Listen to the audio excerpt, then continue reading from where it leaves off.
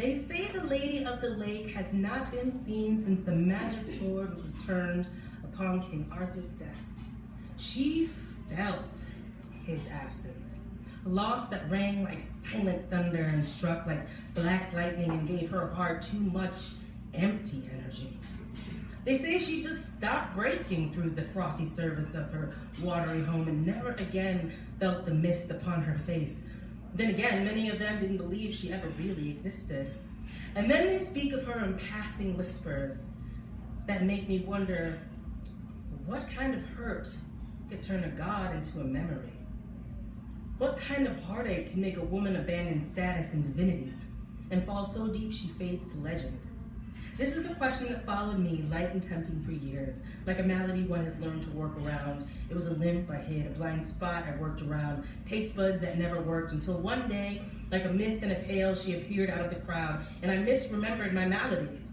Walking tall and seeing clearly, tasting newness, she was forever like the end of a fairy tale, and every kind of beauty that I almost believed I had imagined. And in a moment, I was introduced to her.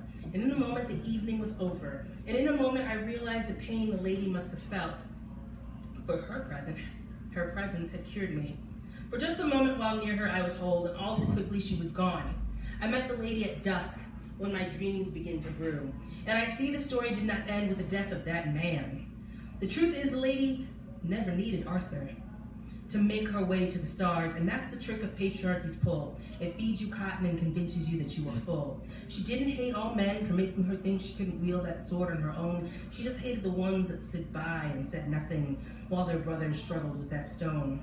You see, the Lady of the Lake is a beast of magic, and she overturns continents, but men have convinced her that she was impotent without a guidance of a man. It wasn't until they forgot about her while playing their war games and playing with their weapons and their tools of destruction that she discovered just how loud she could roar.